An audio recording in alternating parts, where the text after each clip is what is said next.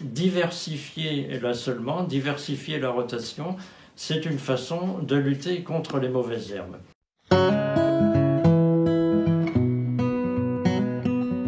Je suis installé ici à la Bellière à la fin des années 70 et j'ai commencé à exploiter en 1980.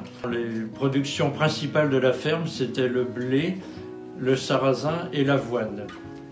Une partie de la ferme a servi essentiellement à titre d'essai pour faire des essais de travail du sol, de rotation, de différentes cultures. Essais qui m'ont servi dans mon travail de recherche et de vulgarisation. Et une autre partie, la principale d'ailleurs, sur l'exploitation, était destinée à produire des cultures de vente.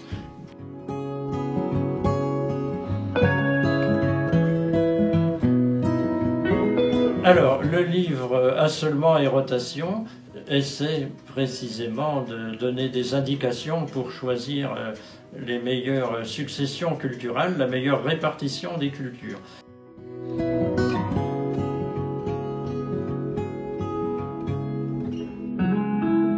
L'assolement et la rotation des cultures sont deux éléments très importants de réussite.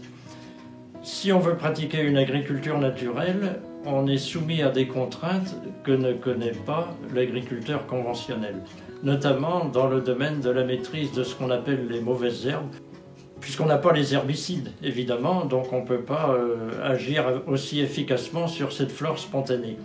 Diversifier l'assolement, diversifier la rotation, c'est une façon de lutter contre les mauvaises herbes. L'assolement est aussi important pour maintenir le potentiel de fertilité du sol. Certaines plantes consomment par exemple plus de phosphore ou de soufre que d'autres, et si le garde-manger du sol est toujours sollicité pour les mêmes éléments, il finit par se fatiguer, entre guillemets. Donc il faut pouvoir alterner les plantes gourmandes et les plantes moins gourmandes de manière à ce que le garde-manger du sol se maintienne.